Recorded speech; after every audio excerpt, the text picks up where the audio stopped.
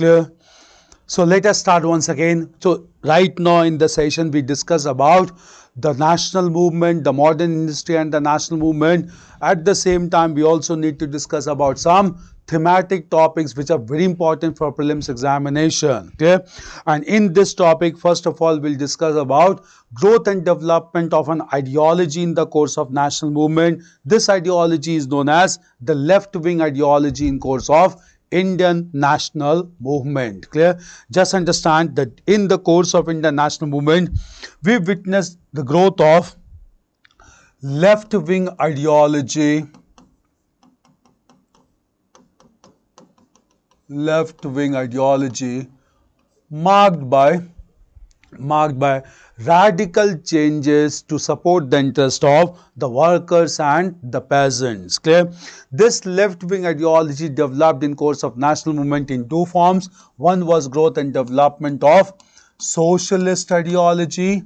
Another was growth and development of communist ideology in national movement. Clear? Socialist ideology largely developed within the fold of Congress. Communist ideology developed outside the fold of the Congress. Clear?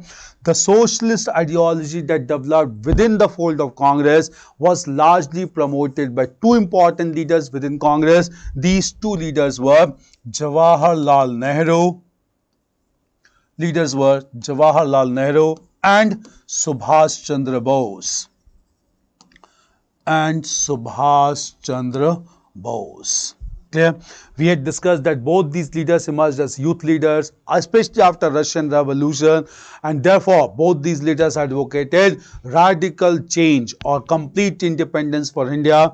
Both these leaders established Indian Independence League during Madras session of 1927, presided by M.A. Ansari, and both these leaders collectively demanded Purna Swaraj during Lahore session of 1929. At the same time, clear, within Congress, when this ideology began to be promoted, there were leaders who promoted socialist ideology outside Congress as well, and therefore some leaders established Congress Socialist Party at Bombay in 1934, in which leading role was played by Acharya Narendra Dev, Jayaprakash Narayan,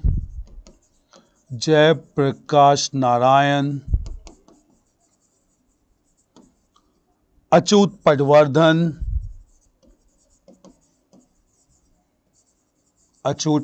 These topics are very important for prelims. Padwardhan in 1934, Congress Socialist Party. Clear? Socialist ideology also began to be promoted largely by Subhash Chandra Bose, who emerged as Congress President at Haripura session, established the National Planning Committee in 1938, the first chairman being Jawaharlal Nehru. In 1939, he again wanted to contest with his election but could not be very successful and had to resign from Congress presidentship. This was the socialist contribution to national movement. Clear? Meanwhile, communist ideology largely developed outside the Congress, and the most important leader among the communist wing was M. N. Roy, who announced the formation of Communist Party of India in 1920 at Tashkent, that is Uzbekistan. Clear? So CPI was established at Tashkent in 1920.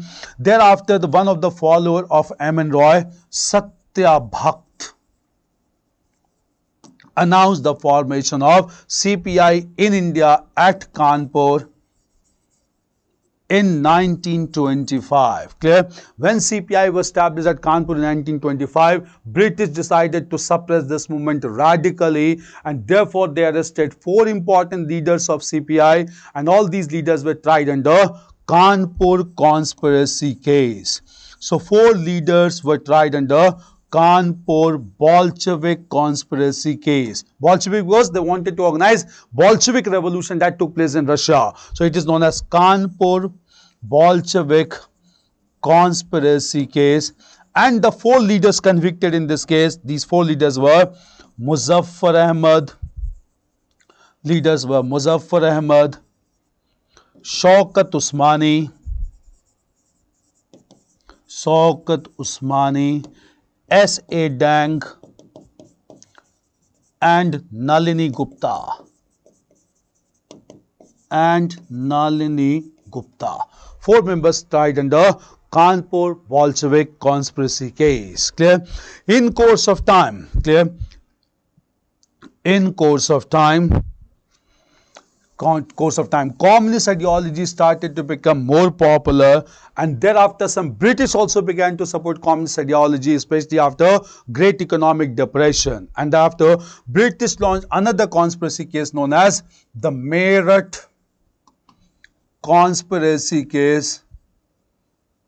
The Meerut conspiracy case from 1929 till 1934. Clear? In this Meerut conspiracy case, 31 trade union leaders were tried. 31 trade union leaders were tried, among which there were 3 British members as well. These 3 British members were Philip Spratt, Ben Bradley, Philip Spratt, Ben Bradley, and Philip Spratt, Ben Bradley, and Lester Hutchinson. And Lester Hutchinson. Clear? After this Meerut conspiracy case, the Communist CPI was declared to be an illegal party in 1934, and the party began to be reorganized secretly by P.C. Joshi. Do understand, these names are very important. You get questions. Clear? P.C. Joshi. Clear? After some time, we had discussed that CPI proved to be pro-British when Hitler attacked Soviet Union in course of Second World War. Since they turned out to be pro-British, British rewarded them, and CPI was again declared to be a legal party in 1942. Even though they became a legal party from British perspective, they lost all respect and support from the masses in India. Since they lost support from masses in India, this party remained to be only a minor player in Indian politics after India's independence. This was socialist and communist ideology. Clear? Supported by these two ideologies, clear, some class consciousness began to take place in India, and that resulted into peasant movements and the working class movement in India. So with this, we'll understand about the peasant movements in modern India. Peasant movements in modern India. After 1857, peasant rebellions were in form of organized movement, especially under the guidance of socialists and communists. Before that, it was a kind of peasant rebellions or peasant uprisings. Okay? Peasant movement started to take place only after socialist and communist ideology became popular, and the first modern peasant organization was established in form of the United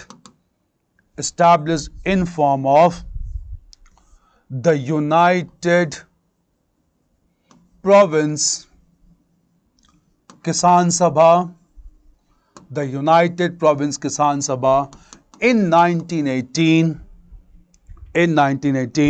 by leaders like Pandit Madan Mohan Malviya,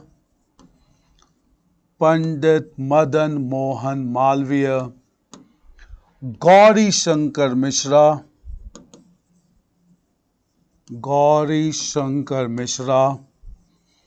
and Indra Narayan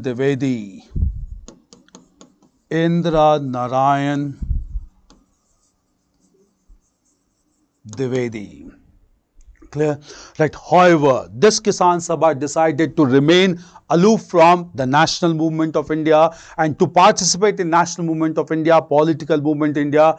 Another peasant organization was established, and this peasant organization was in form of Awadh Kisan Sabha in 1920. Awadh Kisan Sabha in 1920, and this Awadh Kisan Sabha was established by leaders like Baba Ramchandra,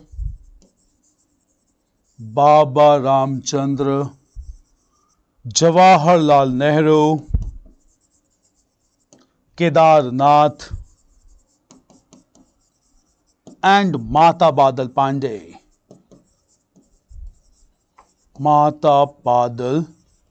Pandey. It decided to participate in the mass movement of Mahatma Gandhi, like non-cooperation, unlike the approach of United Province Kisan Sabha. Clear? This development took place, which became a very important development in course of time, influenced by such ideologies only when non-cooperation movement was launched by Mahatma Gandhi. Clear? Now, Mahatma Gandhi, a very prominent peasant movement took place in United Province of India by the leader of depressed classes, and this movement is known as the Eka movement. Eka movement took place in the regions of Sitapur, Hardoi and Bahraich. Sitapur, Hardoi and Bahraich under the leadership of Madari Pasi. Leadership of Madari Pasi. Leadership of Madari Pasi.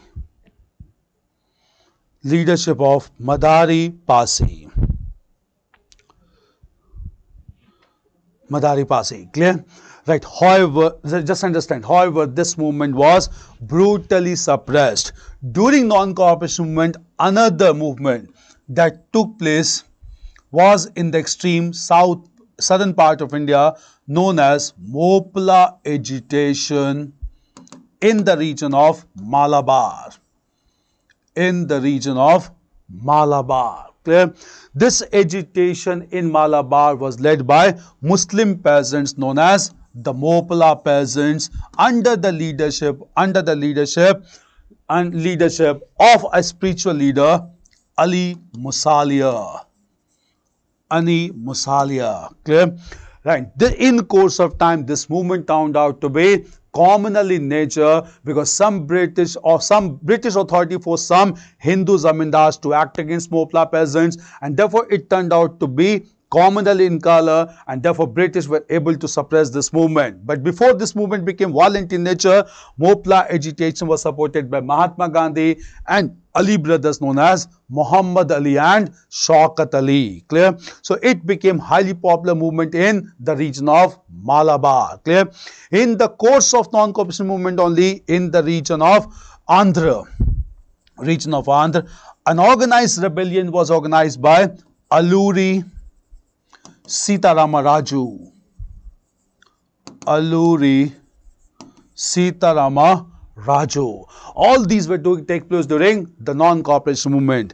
After the end of non-cooperation movement, the peasant movement took place in the region of Gujarat, and it was in form of the Bardoli Satyagraha.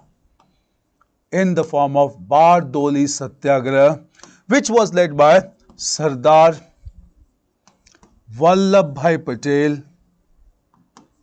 Sardar Vallabhbhai Patel, supported by Mahatma Gandhi. Clear? When this Bardoli Satyagraha became successful and supported the interest of depressed classes and the peasants, women of Bardoli only gave the title of Sardar to Vallabhbhai Patel. Clear? When Mahatma Gandhi launched his civil disobedience movement, during this movement also, peasant movement took place in different parts of India. Clear? In the region of Odisha, there was Utkal Provincial Kisan Sabha established. Utkal Provincial Kisan Sabha established by Malti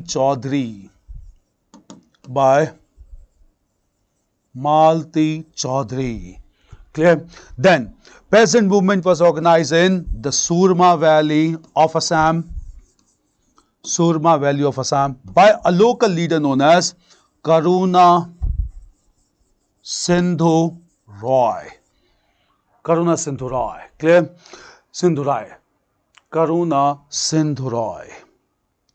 Clear? After the end of civil disobedience movement, the peasant leaders came together, and after coming together, all peasant leaders established the All India. All these informations are very important. All India Kisan Sabha in 1936 with Swami Sahajanand Saraswati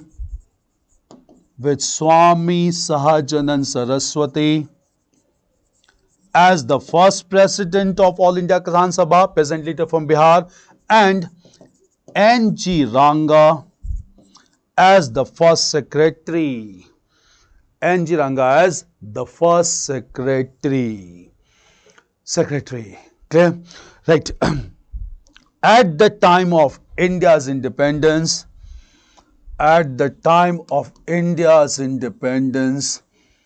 most popular peasant movement was Tibhaga movement in Bengal, led by a local leader, Bankim Mukherjee.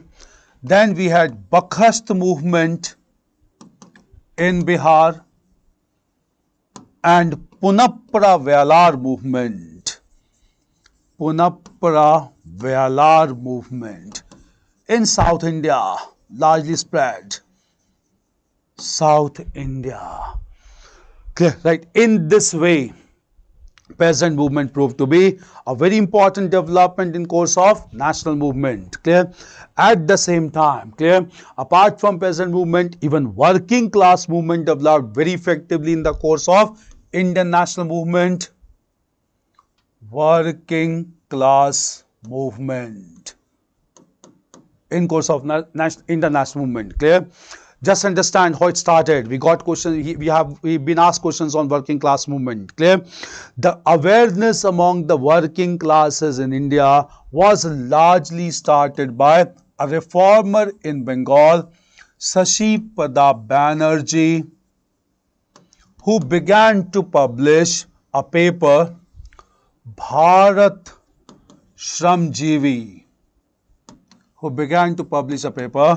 Bharat Shramjeevi. Shram means labor. Bharat Shramjeevi. And also established Working Men's Club at Calcutta. Another reformer was N.M. Lokhande. Look into last to last paper. Question has been asked on N.M. Lokhande. Another reformer, N.M. Lokhande, established the Bombay Mill Hands Association,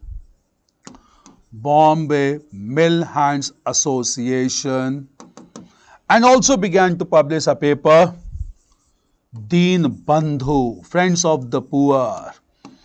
Deen Bandhu. Consciousness among workers was established by British also, that enacted the first Factory Act in 1881 and the second Factory Act in 1891, where several rights were guaranteed to the workers. Clear? After this, clear, when national movement began to take place, in the course of national movement, the first modern labor organization was established by Mahatma Gandhi in form of Ahmedabad Textile Association, in 1918, and he promoted the concept of trusteeship and arbitration. To resolve workers' dispute. Clear? At the same time, clear, after the end of First World War, all leading powers, they established the League of Nations, and within the ambit of League of Nations, they established an international labor organization. So, International Labor Organization, ILO, International Labor Organization, ILO, was established in 1920 with its headquarters at Geneva.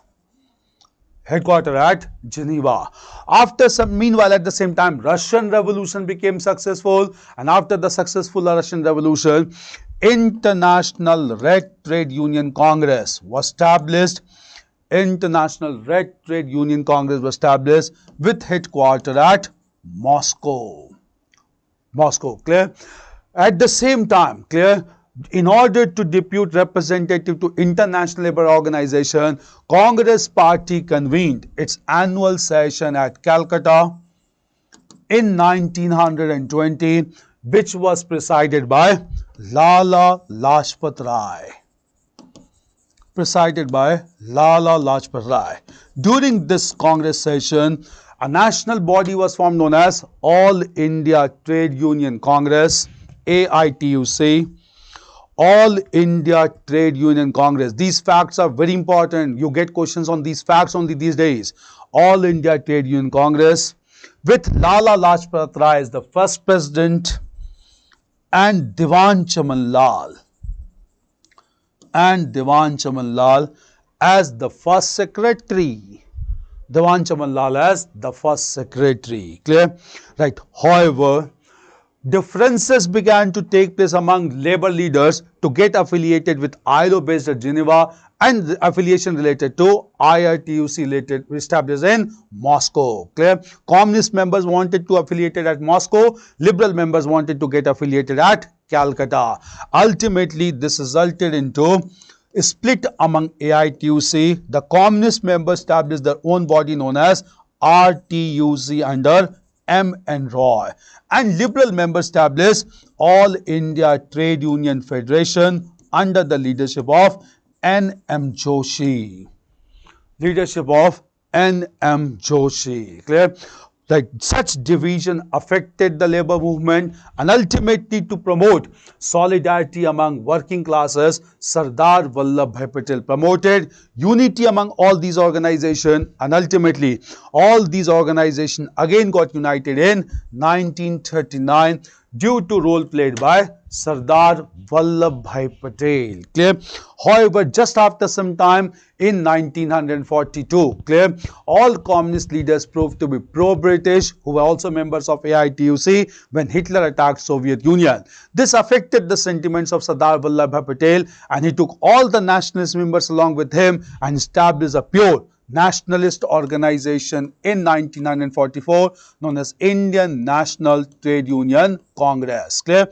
It was established in 1944 as a labor organization totally based on nationalist lines. Clear? So this was development of labor movement in course of Indian national movement. Clear? So very important development took place related to ideological movement. So left-wing ideology promoting working class and labor class and peasant movement. Influenced by socialism and communism, another class movement, another important movement took place, and this movement was known as the revolutionary movement in course of Indian national movement. Clear?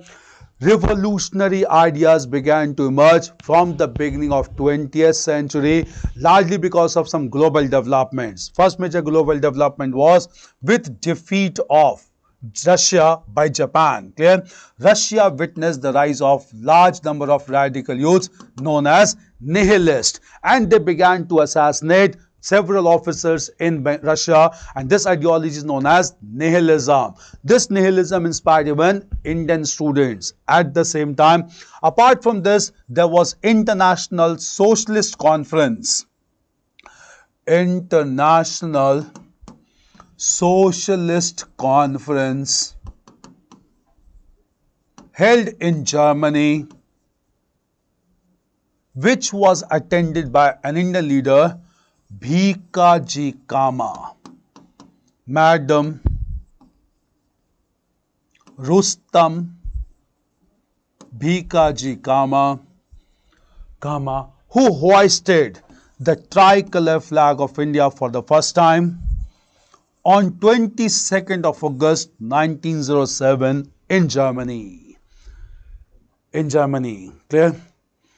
In Germany. Right, she inspired Indian youth to take radical action. Clear? Moreover, at the same time, clear, another important person was Shyamji Krishna Varma,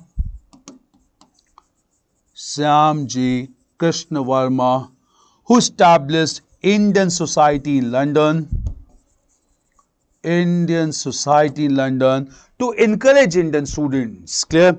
Moreover, this society was joined by an Indian revolutionary, V.D. Savarkar, who had already established a revolutionary organization in India known as Abhinav Bharat in 1904. Clear?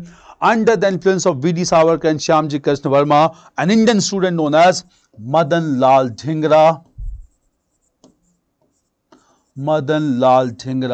assassinated British officer Curzon Wiley in London in 1909. 1909. All this influenced even Indian news also, and the first revolutionary act performed in India was by two Indians in Bengal known as Prafull Chaki and Khudiram Bose. Prafull Chaki and Khudiram Bose, who decided to assassinate the unpopular judge of Muzaffarpur, Kingsford. But due to some miscalculation, they threw a bomb on a carriage occupied by two British women. Out of guilt, Prafull Chaki shot himself dead and Khudiram Bose was hanged. Clear? This marked the beginning of revolutionary movement in India, marked by heroic action performed by the youths in India. Clear? After this only, clear, when Russian Revolution became successful and socialist ideology acquired popularity, clear, a great revolutionary leader emerged in northern part of India. This great revolutionary leader was Chandrasekhar Azad. Chandrasekhar Azad, who established a revolutionary organization known as Hindustan Republican Army in 1924. Clear? After establishing Hindustan Republican Army in 1924, he wanted to establish India as a republic and decided to finance his revolutionary movement with resources from British authority. So the members of HRA decided to plunder the official cash of the British, and this official cash was to be plundered from a Lucknow-bound train. Clear? They stopped the train at a small halting station. Station, and this halting station was just before Lucknow, known as Kakori. Clear? And after halting the train at Kakori station, they plundered the official cash of the British, and thereafter British started search operations. In this search operations, British arrested 4 members of HRA who were convicted under Kakori conspiracy case. Convicted under Kakori conspiracy case, these 4 revolutionaries were Ram Prasad Bismil, Roshan Lal, Rajendra Lahiri and Ashfaq Ullah Khan. Ram Prasad Bismil, Roshan Lal, Rajendra Lahiri and Ashfaq Ullah Khan. It was a big setback for Chandrasekhar Azad, but very soon Chandrasekhar Azad was joined by young cadre of revolutionaries from Punjab led by Sardar Bhagat Singh and his comrades. Clear? Sardar Bhagat Singh was already a popular young person in Punjab who had established Kirti Kisan Party, that is Workers and Peasant Party, who had also established the Punjab Naujawan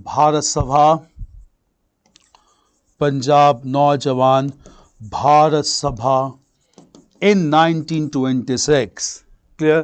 1926. Right. Due to the request of Sardar Bhagat Singh, Chandrasekhar Azad convened the meeting of All India Revolutionaries at Firoz Shah Kotla Ground in Delhi. Delhi in September 1928. At this time, Sardar Bhagat Singh renamed HRA. He renamed HRA to HSRA, that is Hindustan Socialist Republican Army. Hindustan Socialist Republican Army, HSRA, and declared socialism to be the official aim of his movement. Declared to be socialism as the official aim of his movement.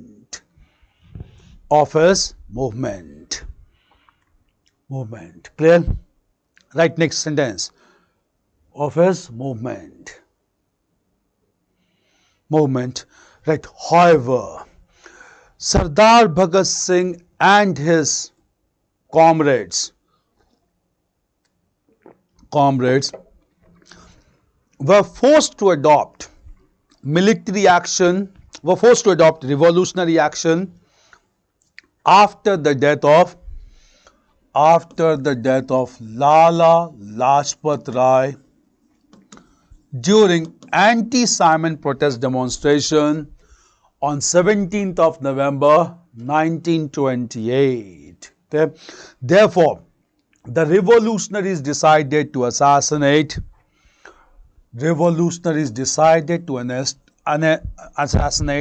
British officer James Scott,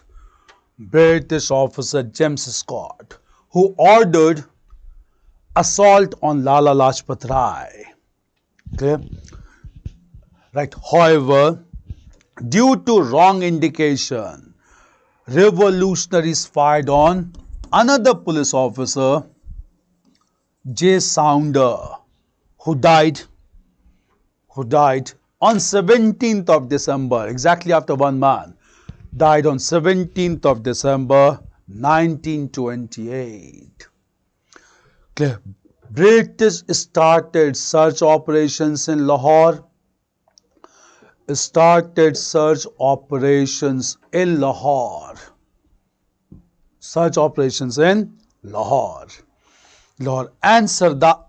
on request of Azad,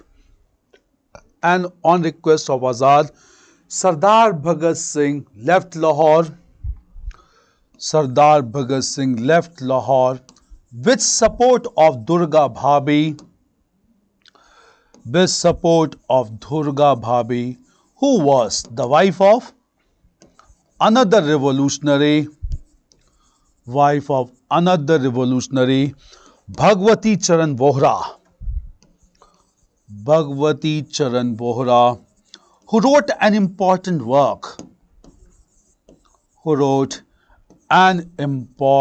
work, The Philosophy of the Bomb. Important work, The Philosophy of the Bomb. Clear?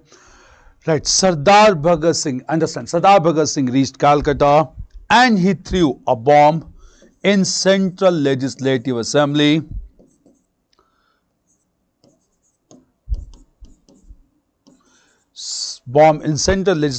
Against Public Safety Bill and Trade Dispute Bill. Clear? Right. Sardar Bhagat Singh along with Bhattu Keshwar Dutt were arrested and they started hunger strike in the prison.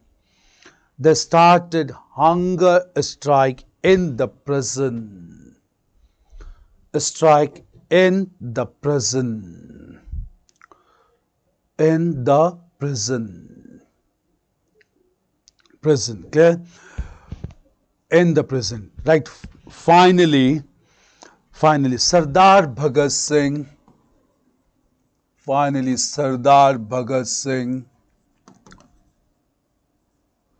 Sukhdev Thapar,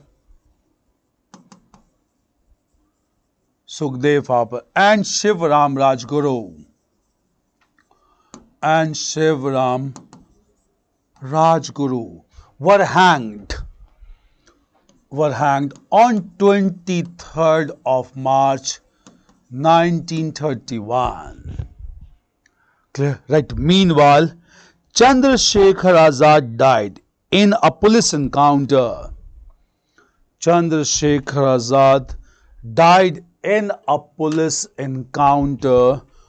At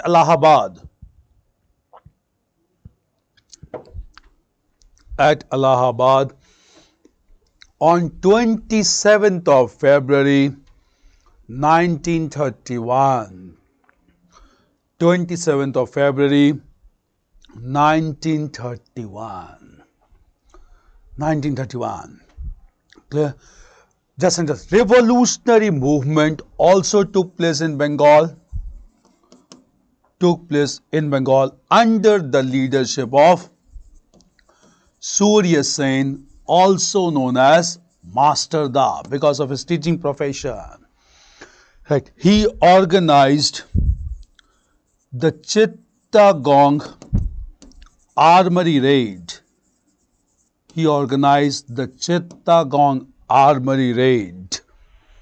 Armory Raid that proved to be futile.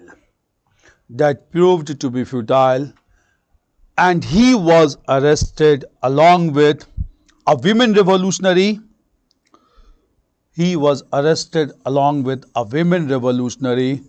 Kalpana Dutt. Okay. Right, the revolutionary movement in Bengal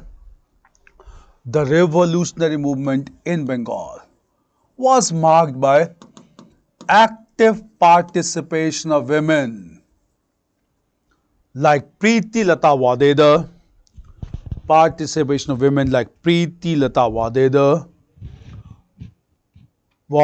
who supported Surya Sen. Okay, right. Moreover, two school-going girls,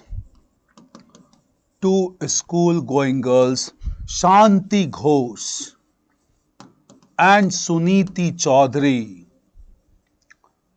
assassinated the British district magistrate. Of Komila region.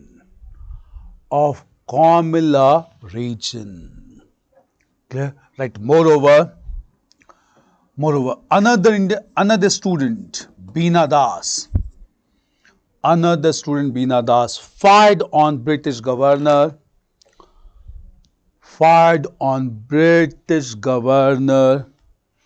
while receiving her degree.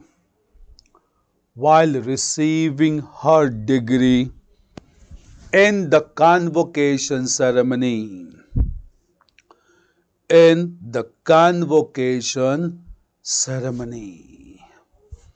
Revolutionary movement. Convocation ceremony. Clear? So apart from these movements, clear, the modern Indian history is also marked by growth and development of princely state movement, also known as Praja Mandal movement. Clear? We'll understand about the Praja Mandal movement as well, or the princely state movement. Clear? As we had discussed that after mighty revolt of 1857, the whole Indian territory got divided into two sections known as British India and the princely states.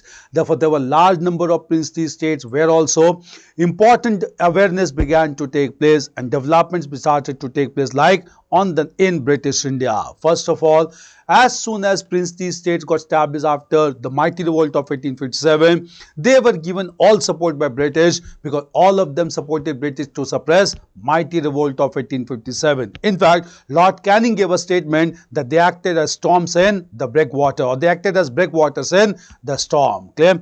And thereafter, in course of time, several developments began to take place, and finally, in the year 1876, Queen Victoria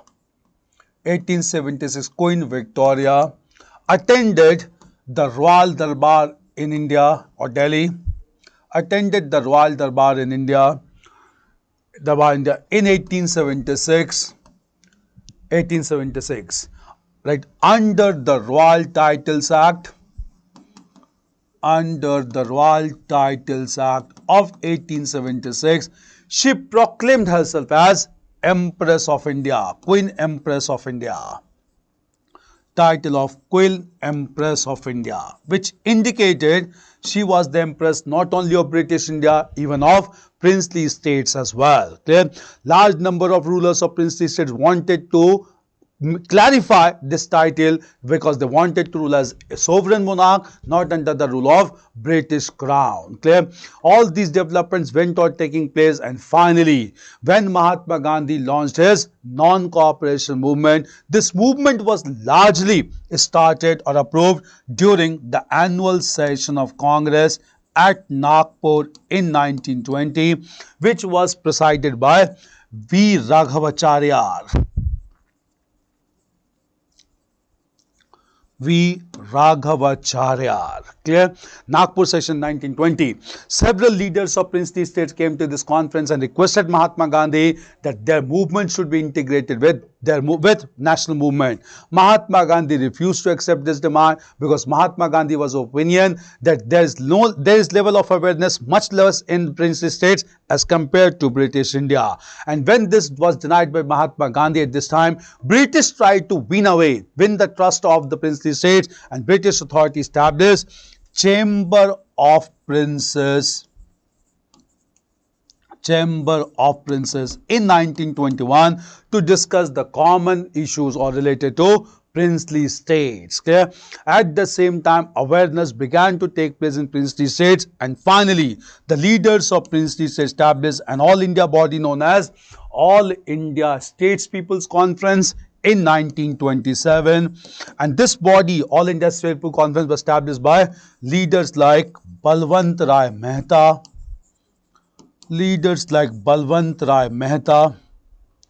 G.R. Abhyankar,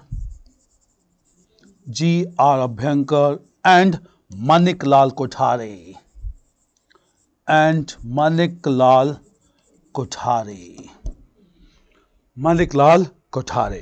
Right. In order to check such awareness,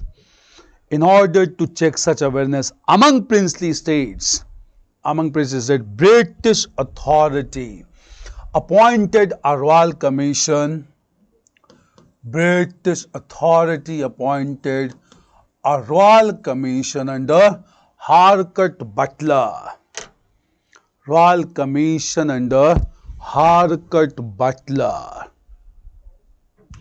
Also known as Butler Commission. You got this question last year. Look into this paper. Harcourt Butler in 1927 to define the relationship between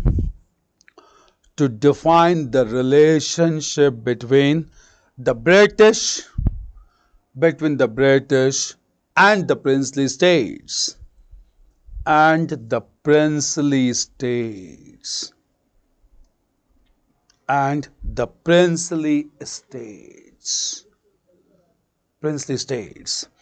Clear? Right. Meanwhile, All India States People's Conference convened its annual session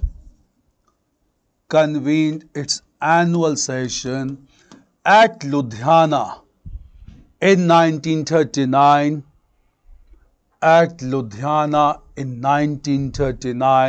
Which was presided by Jawaharlal Nehru.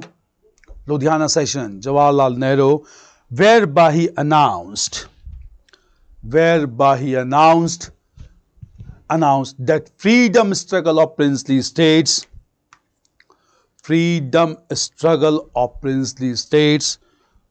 needs to be integrated with the national movement.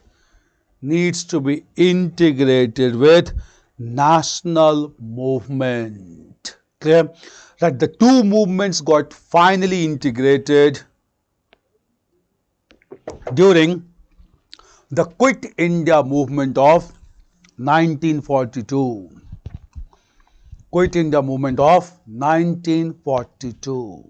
Another major trend in the course modern Indian history was growth and development of socio-religious reform movements.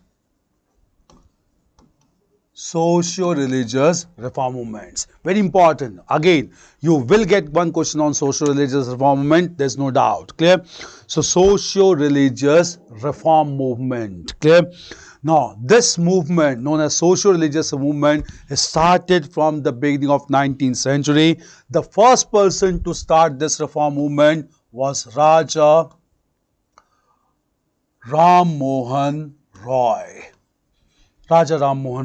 Clear? Right, Raja Ram Mohan Roy. Right, Raja Ram Mohan, just understand. Clear? He wanted to reform Hinduism. He wanted to purify Hinduism based on the principle of monotheism based on the principle of monotheism and scientific thinking or scientific logic. Based on the principle of monotheism and scientific logic. Scientific logic. Right? In order to propagate these ideas, he wrote a work in Persian. He wrote a work in Persian titled as Tuhfat-ul-Muwahhidin in 1804. Titled as Tuhfat-ul-Muwahhidin in 1804, which in English was translated as The Gift to Monotheist in 1809. Monotheist in 1809.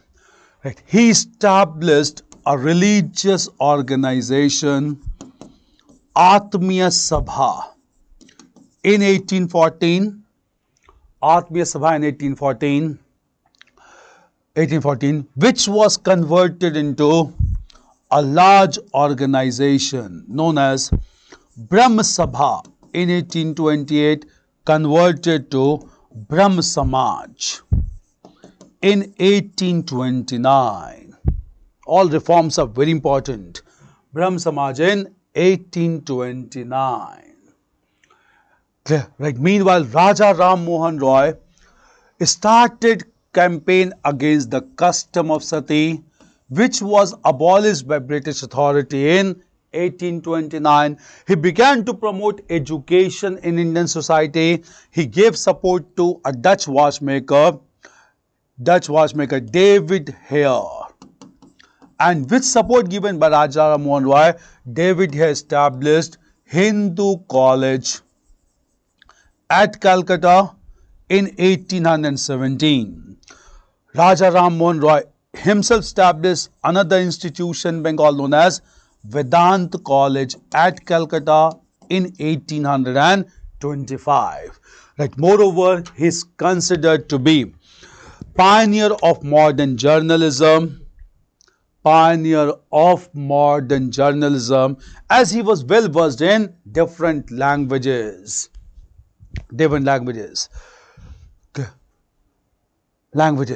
Clear? All information is very important. Languages. Right. After the death of Raja Ram Mohan Roy, he died at Bristol in Britain.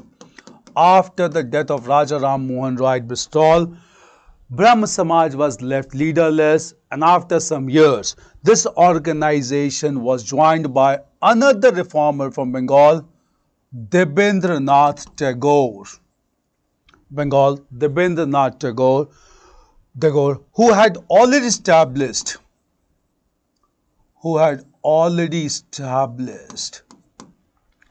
Tattva Bodhini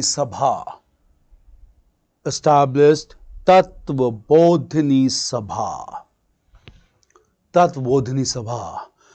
Clear? Right. Debendranath Tagore joined Brahm Samaj in 1842 along with the members of Tattva Bodhini Sabha, and that led to again the popularity of Brahm Samaj. After some years, Debendranath Tagore also included one another reformer of Bengal, Keshav Chandra Sen, who joined Brahm Samaj in 1858. He was known for action against child marriages. He wanted to stop child marriages in India. When he joined Brahm Samaj, he began to give radical approach against child marriages in India, which was not acceptable to Debendranath Tagore. Therefore, after some years, Debendranath Tagore asked Keshav Chandra Sen to leave the organization. He left the organization in 1865 and thereafter established Brahm Samaj of India. Brahm Samaj of India in 1866. Samaj of India in 1866. Clear? Right. However, he himself got his minor daughter married to the Prince of Kuch Bihar.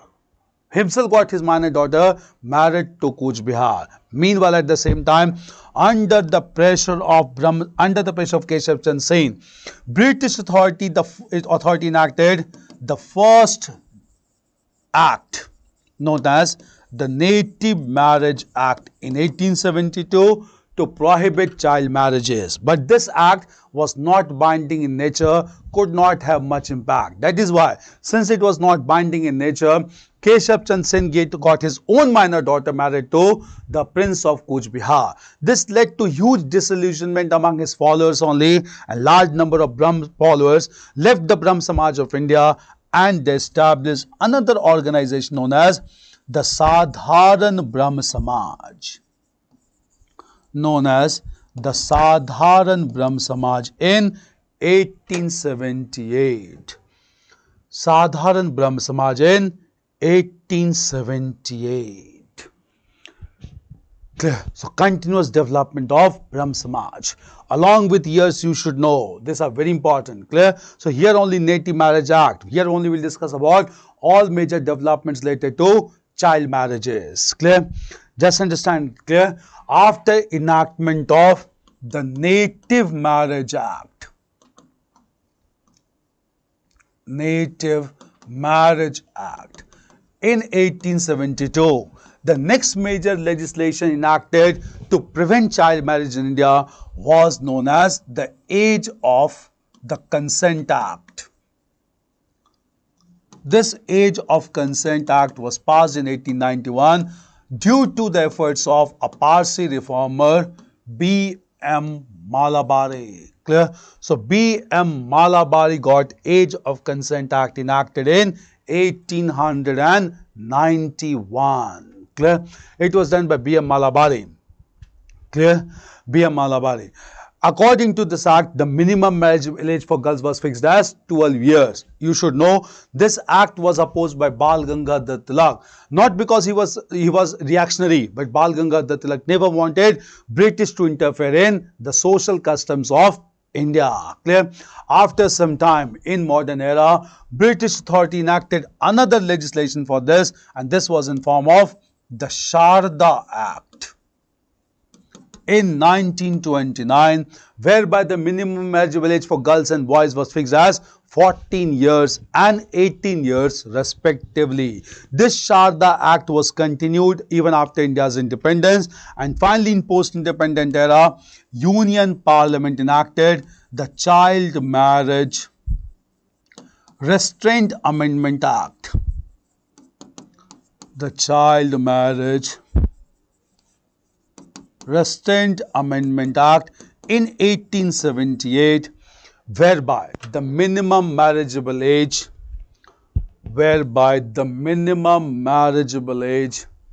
for girls and boys was fixed to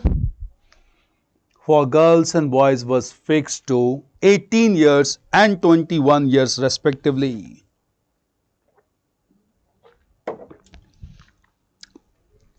18 years and 21 years respectively. Very important, right? Meanwhile, another Parsi reformer of Western India, D.K. Karve, established the first women university at Bombay. First women university at Bombay in 1916 to provide higher education.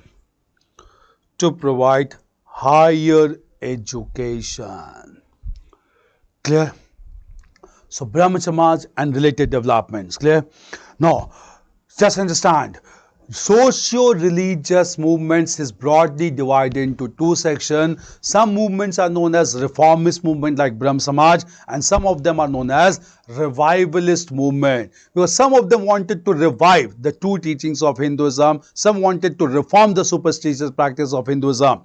So Brahm Samaj was basically a reformist movement, but some leaders advocated some revivalist trend also, and therefore reform movement took the revivalist nature as well. Among the revivalists, clear, the most important leader related to Hinduism was named as Mool Shankar, properly known as Swami Dayanand Saraswati. See, I'll let you know. Clear?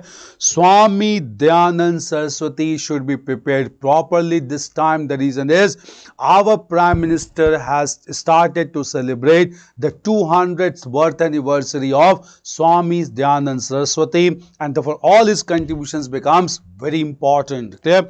Great revivalist of modern time. Clear? We'll understand about this great leader. Swami Dayanand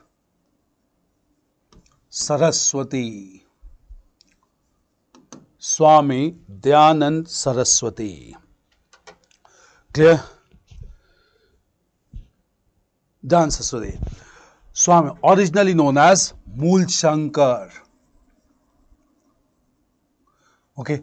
Swami Dayanand Saraswati was a revivalist. He wanted to purify the teachings of Hinduism. He emphasized on Vedic principles as the true doctrine of Hinduism, and he gave the slogan of "Go back to the Vedas to learn the true teachings of Hinduism." Go back to the Vedas. He also started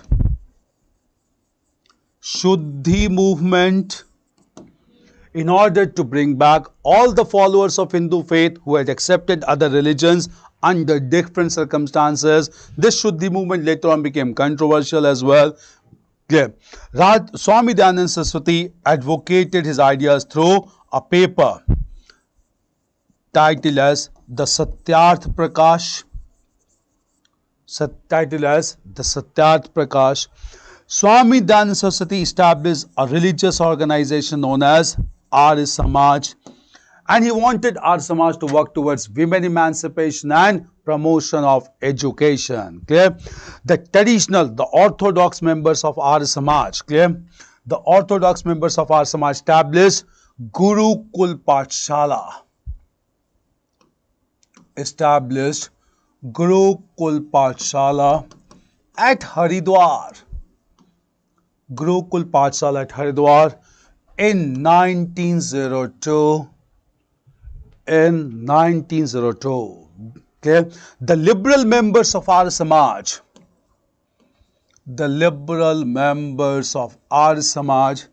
established the chain of modern schools. The chain of modern schools known as Dayanand Anglo-Vedic schools, DAV schools, known as Dayanand Anglo-Vedic schools or DAV schools throughout India. Throughout India. Clear? Be prepared for Swami Dayanand Saraswati. We are celebrating 200th birth anniversary of this great leader, even acknowledged by our Prime Minister in recent times. Clear? Apart from this, within Hinduism, the major reform movement was advocated by another great leader known as Swami Vivekananda, originally known as Narendranath Dutt. Who started this, we'll understand. Clear? In the province of Bengal, there was a great spiritual leader known as Ramakrishna Paramhans.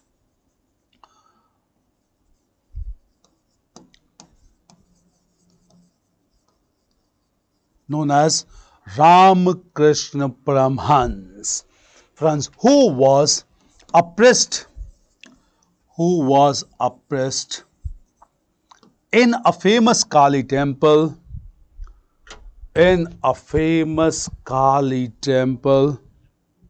Yeah, first DAV school was established at Lahore, 1886. Clear? First DAV school was established at Lahore only, 1886. Ramakrishna Paramhans was a chief priest in the Kali temple known as Dakshineshwar temple and advocated the philosophy that service to human being or service to humankind is service to God. Is service to God. Clear? Right. This principle of Ramakrishna Paramhans This principle of Ramakrishna Paramahansa was promoted by his disciple,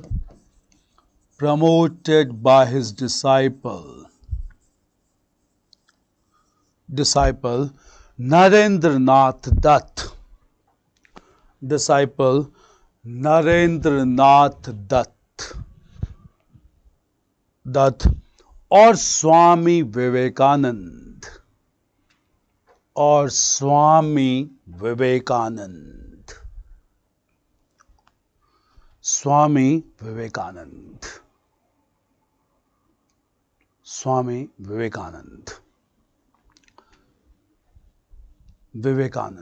Clear?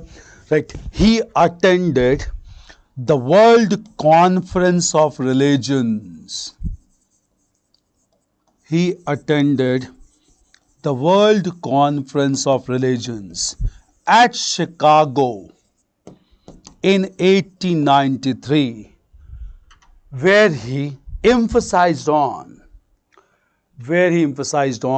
universal brotherhood and service to mankind.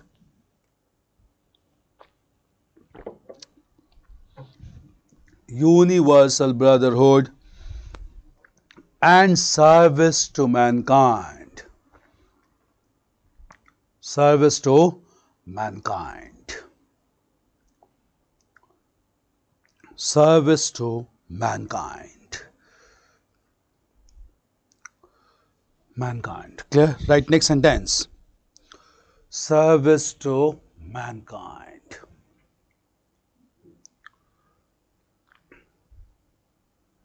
Mankind. Clear?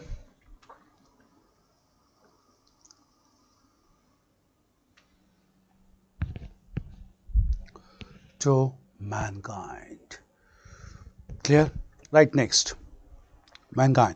Right, just understand, after returning from Chicago, he established Ramakrishna Mission. He established Ramakrishna Mission at Belur in Bengal. In 1897, in 1930, to serve mankind by establishing schools, colleges, libraries, and hospitals.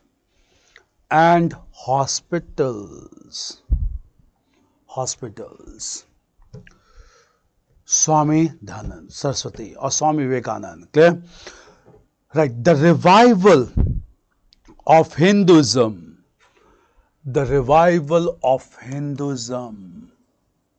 Was also promoted by an important organization.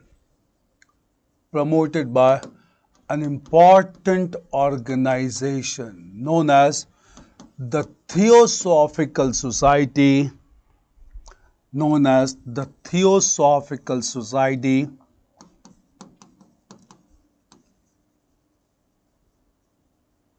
Established at New York in 1875.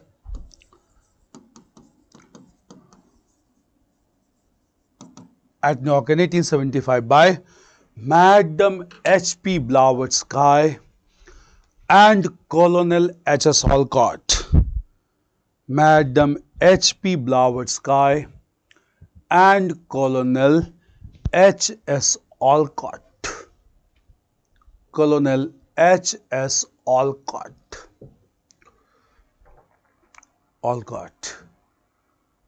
Colonel H.S. Olcott. Okay. Right. This organization emphasized on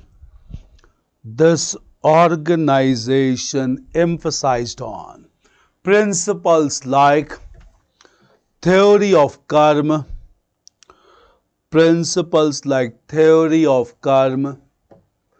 transmigration of soul, and attainment of moksha or salvation. Clear? Right. This organization shifted to Adyar near Madras earlier near Madras in 1882 and became highly popular under the leadership of Annie Besant. Leadership of Annie Besant. Leadership of Annie Besant. Leadership of Annie Besant. Annie Besant. We had discussed other contribution of Annie Besant earlier. Clear? All the papers also and contribution towards political agitation like Home Rule Movement. Clear? Annie Besant. These were major reform movements related to Hinduism. Some reform movement also took place related to Islamic faith in India. We'll discuss about socio-religious reform movement within Islamic faith. Clear? The first major socio-religious reform movement that established with Islamic faith, this was known as the Wahhabi movement. It was started by Abdul Wahhab in West Asia. Abdul Wahhab in West Asia, who wanted to emphasize on Islamic principles as mentioned in the Holy Quran. Clear? Right. The followers, also known as Wahhabis,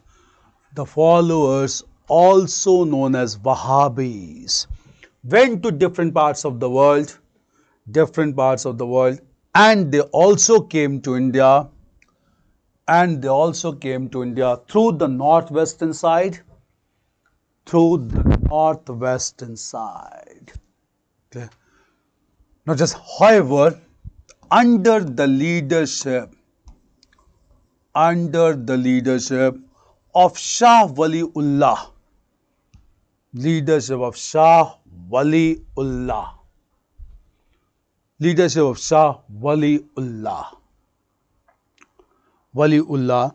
Wahhabis began to focus on religious conversions,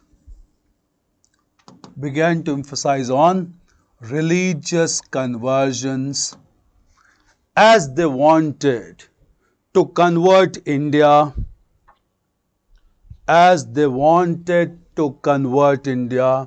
from Dar-ul Harb to Dar-ul Islam. Wanted to convert India from Dar-ul Harb to Dar-ul Islam. That is, land of Kafirs to land of Islam. Dar-ul Harb to Dar-ul Islam. Shah Waliullah. Clear? Right. Due to this stand, Wahhabis were thoroughly defeated by the British and they could not play important role in India. Clear? India. Now, the most important socio-religious reform movement within Islamic faith was advocated by another reformer, Sir Syed Ahmad Khan, in the 19th century. Clear? Sir Syed Khan in the 19th century, who emphasized on eliminating superstitious beliefs and practices. Eliminating superstitious beliefs and practices in Islamic faith. Right. He propagated his ideas.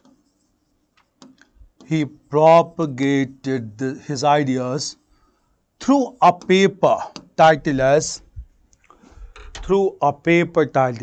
Tehzeeb-ul-Akhlaq.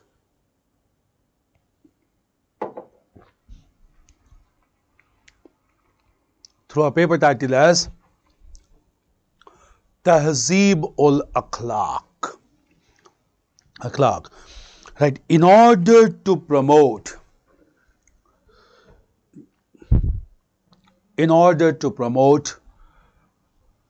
modern education,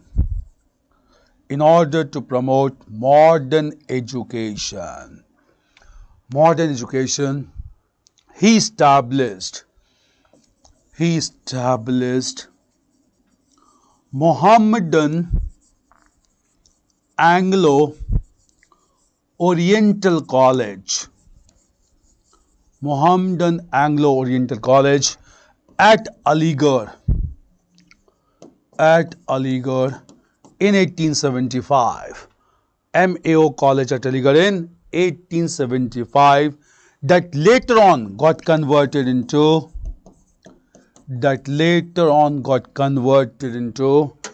Aligarh Muslim University. Aligarh Muslim University in 1920. Muslim University in 1920. 1920. 1920. 1920. Okay? Now, again understand, socio-religious reform movement within Islamic faith was also promoted by Deoband School, which was established in 1866 at Saharanpur. 1860 at Saharanpur by Muhammad Qasim Vanotvi and Rashid Ahmad Gangohi. Muhammad Qasim Vanotvi and Rashid Ahmad Gangohi.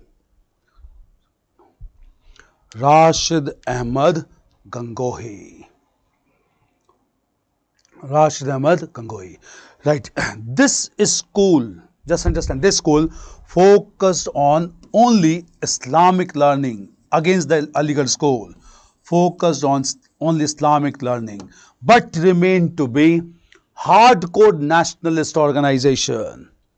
Hardcore nationalist organization which promoted leaders like Abul Kalam Azad.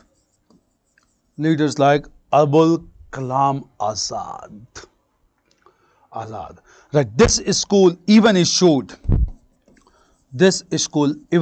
fatwa against Sir Syed Ahmad Khan.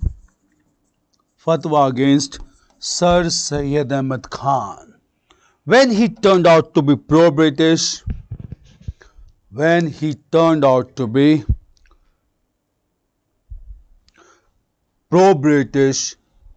to promote Aligarh school.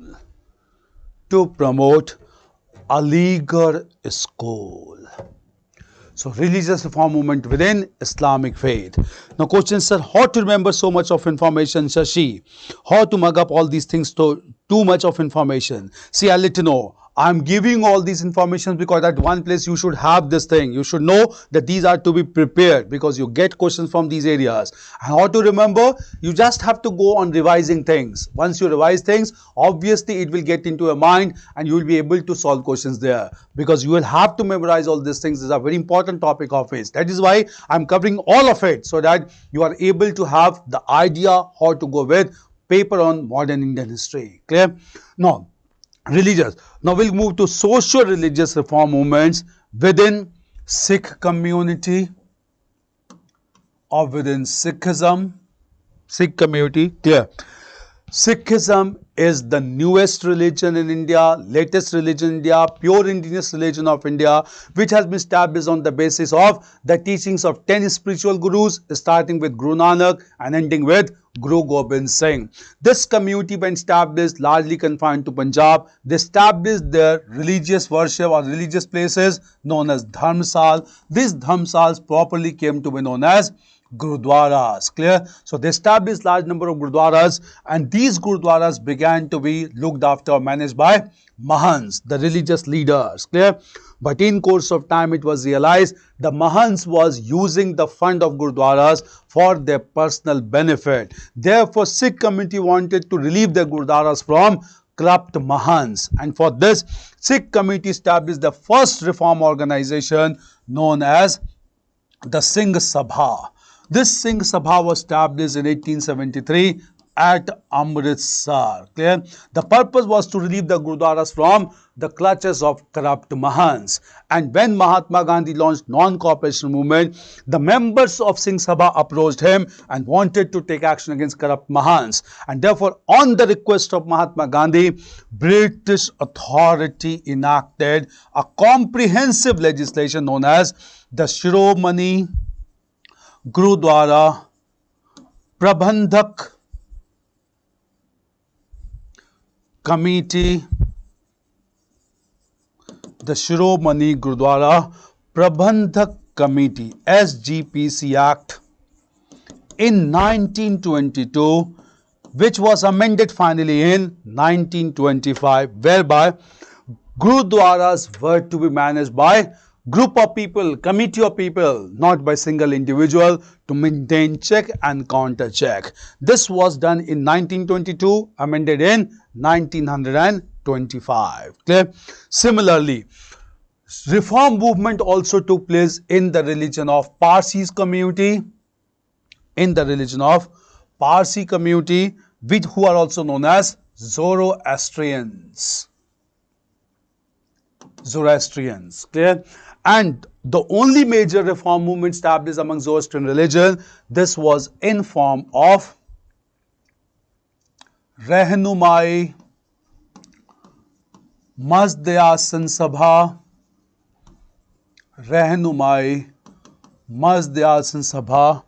in 1851, Rehnumai Mazd-e-Asan Sabha in 1851 by Dadabai Nauroji,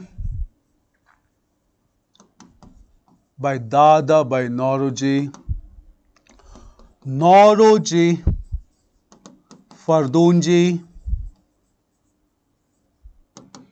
and S.S. Bengali. Right. In order to propagate their ideas, they also began to publish a paper.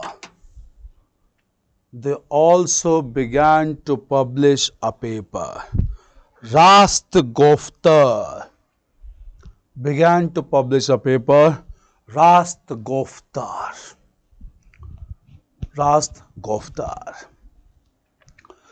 Clear? So, socio-religious reform movement. Apart from this, clear? Socio-religious reform movement also means the non-Brahmin movement that took place in India. Clear? And this, clear, Rasgupta, and we'll discuss about those non-Brahmin movements that took place in India. Clear? So now we'll move on to another major social reform movement known as the non-Brahmin movement that largely took place in western and southern part of India, not in the northern and central part of India. The non-Brahmin movement, also known as the depressed class movement, this movement was largely promoted by, or first promoted by, a thinker known as, a philosopher known as Jyotiba Phule. He was the pioneer of non-Brahmin movement in western part of India. Jyotiba Phule established an organization, clear, known as Satyashodhak Samaj. This question has been asked in your prelims examination. Satyashodhak Samaj. And the question was, Satyashodhak Samaj was established in which part of India? It was in western part of India, in Maharashtra.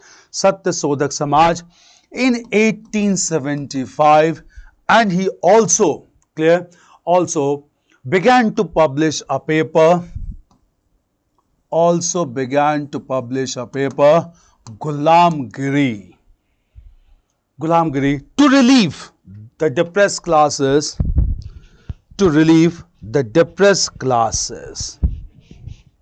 from Brahmins' domination.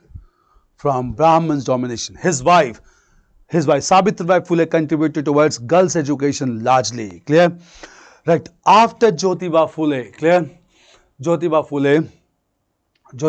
This movement was carried forward in the 20th century.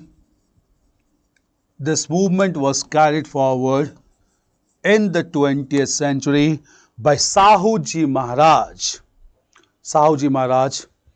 but he deviated.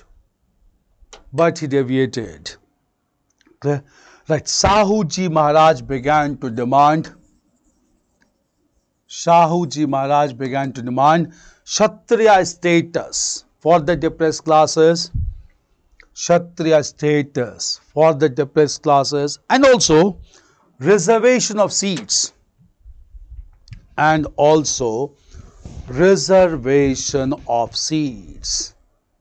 for depressed classes.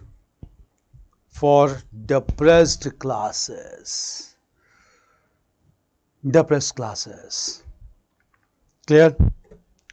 Depressed classes. Right. The non-Brahmin movement took effective shape. In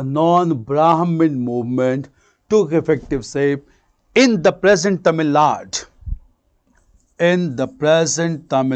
where South Indian Liberal Federation was established in 1915 by P. Tyagaraja, C. N. Mudaliar, and T. M. Nair.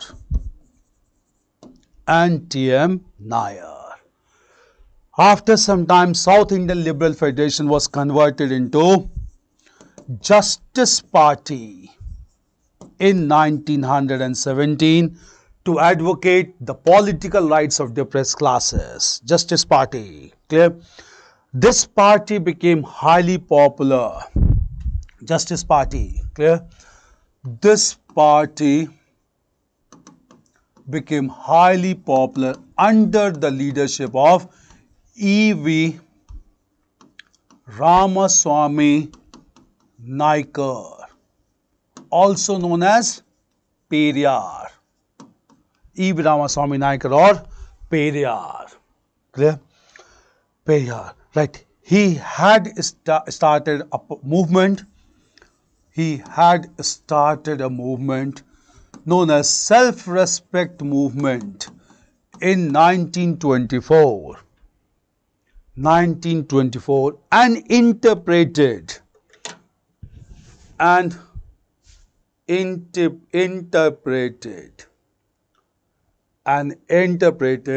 non-Brahmin struggle with the class struggle. Clear? Right. He propagated his ideas. Through a paper, Kudi Arasu. Yeah, there was in news also, E.V. Ramaswamy Naikar, very important leader. Kudi Arasu. Clear?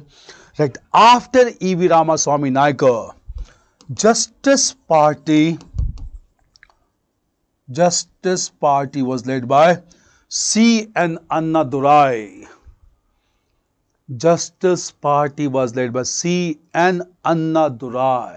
Who renamed this party as Dravid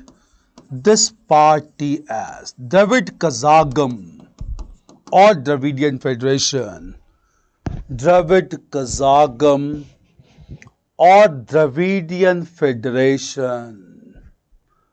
Okay? Right. After independence in 1949, this party was again renamed as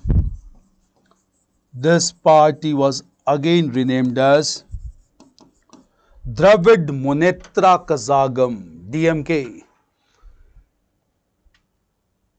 Dravid Munnetra Kazhagam or DMK, which formed government in Tamil Nadu.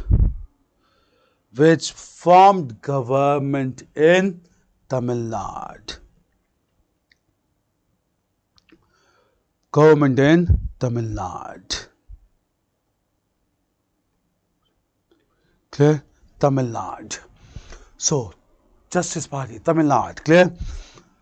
Okay, now just understand, in the state of Kerala, modern Malabar, clear, a very important non-Brahmin leader emerged known as Sri Narayan Guru. Sri Narayan Guru, who belonged to the Izhava caste, weaving caste, clear? He was also in news, Sri Narayan Guru, clear? Okay, Narayan Guru, right?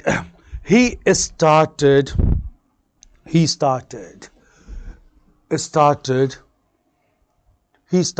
to demand temple entry. He decided to demand temple entry for depressed classes, scheduled caste, temple entry for depressed classes. And when it was denied, he established Sri Narayan Paripalana Yogam, SNDP Yogam, 1902. Sri Narayan Dharma Paripalana Yogam, SNDP Yogam in 1902.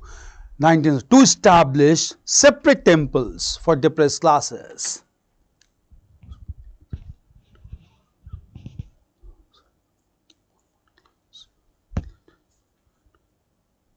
Clear? In 1902, clear? Own temples for depressed classes. Now, very important for examination coming time, clear? Right, in course of time, Malabar or Kerala witnessed an important vacuum satyagraha in 1924-25. It was a news. Vacuum satyagraha in 1924-25 to demand entry in temple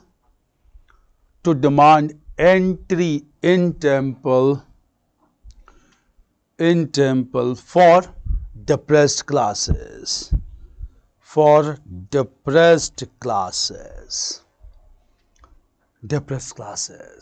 Clear?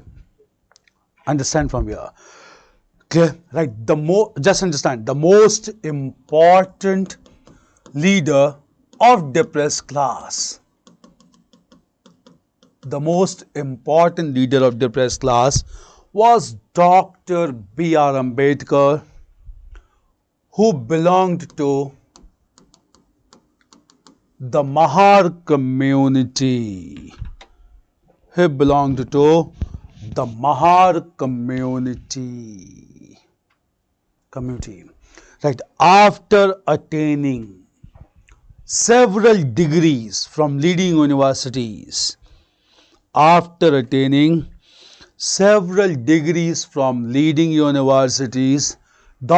B.R. Ambedkar returned back to India in 1924.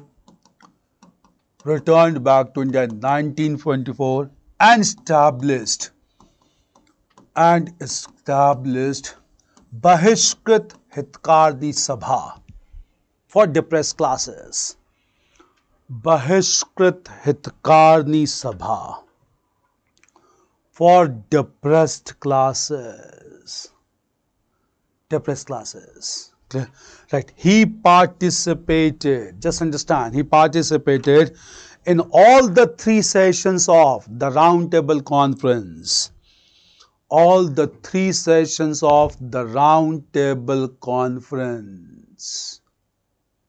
Session, and wanted British to support depressed classes.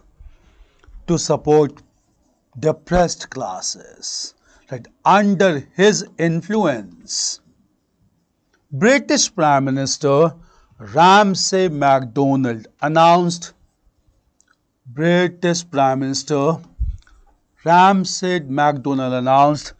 Communal Award.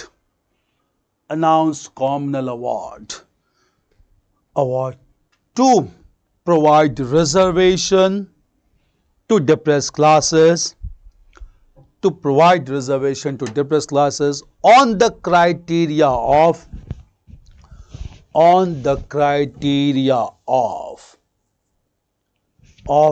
declaring them as minority. minority. Clear? Right. Mahatma Gandhi opposed the Communal Award. Mahatma Gandhi opposed the Communal Award and went on hunger strike in the Yerawada jail. Hunger strike in the Yerawada jail. In the Yerawada jail. Yerawada jail. That led to Yerawada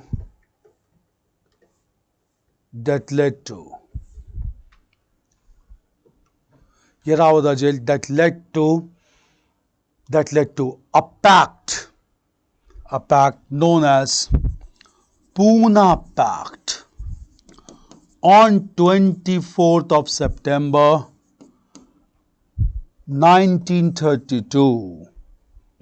24th of September 1932, whereby seats were to be reserved for depressed classes. Seats were to be reserved for depressed classes on the criteria of untouchability. Criteria of untouchability. Clear? Right. Differences continued between Dr. B.R. Ambedkar and Mahatma Gandhi.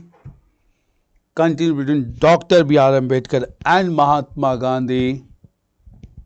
And just before his death, Dr. B.R. Ambedkar, along with the members of Mahar community,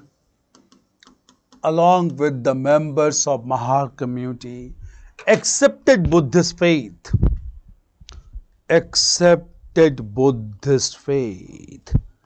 and established a new sect known as the Navyan sect.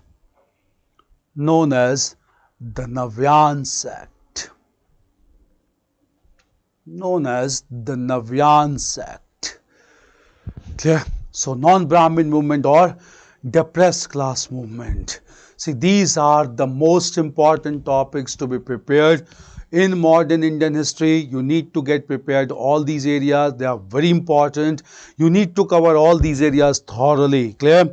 Now, apart from this, clear, we will also discuss about the post-independent era, because in prelims also we get questions from post-independent era. We'll understand the dimensions. Clear? In post-independent era, just understand. Clear? In the topic of post-independent era, that is after India's independence. Clear? The most important topic is integration of the princely states. Integration of the princely states. Clear? And then we have reorganization of states. Reorganization of states. You got question mains examination on reorganization of states this time. Clear? So major thing is clear, that integration of princely states. Clear? Okay, Navyan Buddhism always remains in use. Clear? Now apart from this, just understand. Clear? As India became independent, in fact, before India's independence only, most of the princely states contiguous to India joined the Indian Union. And after India's attained independence on 15th of August 1947, some states proved to be really challenging for Indian leaders to integrate. Among those states, the most challenging states were the states of Junagadh, Kashmir, and Hyderabad. Junagadh, Kashmir, and Hyderabad. Clear?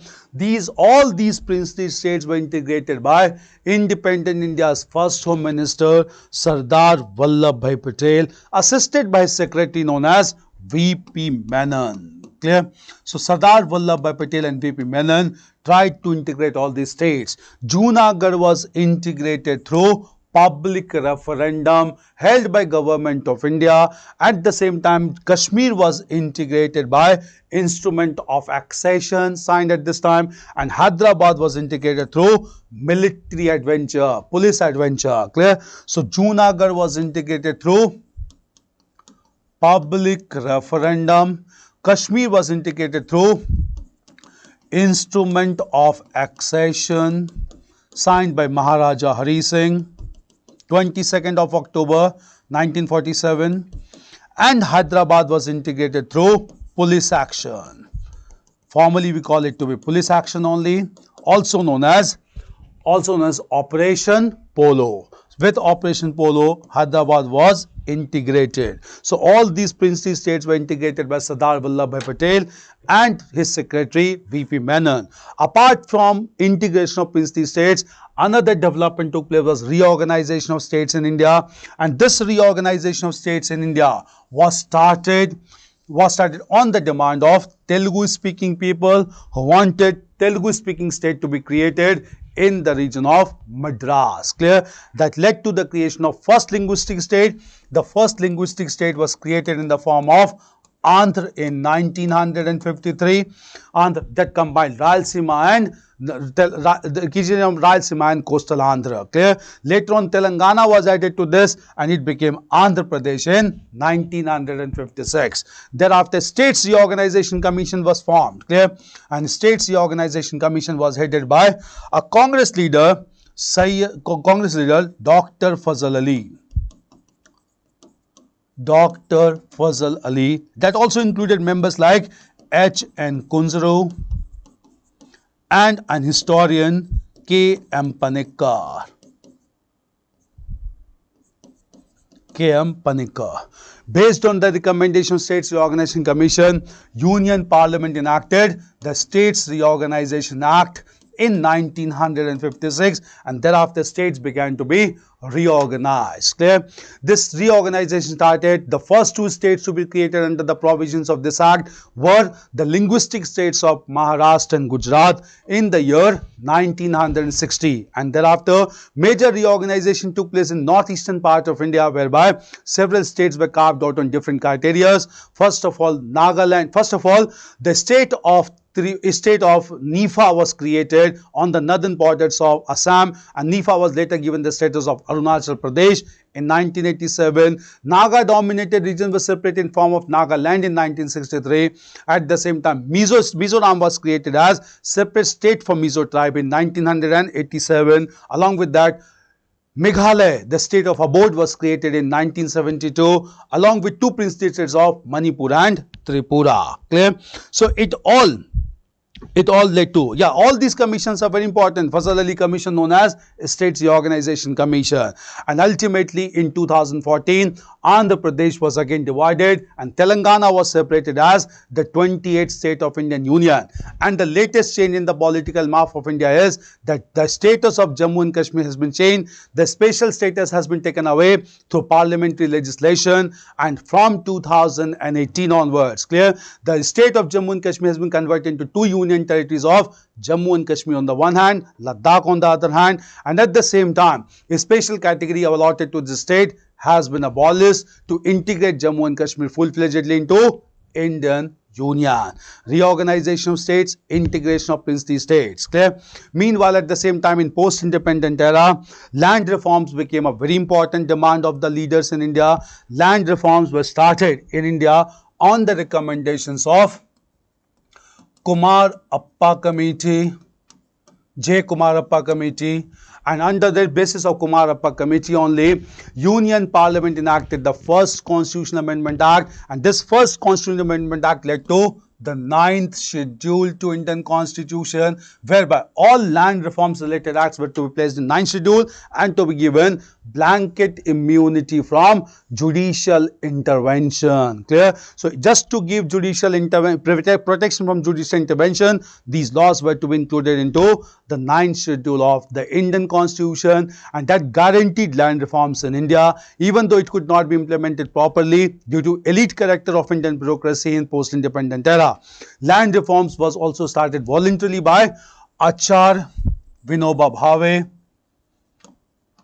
Achar Vinoba Bhave, who started voluntary land reform movement known as the Bhudan movement and the Gramdan movement.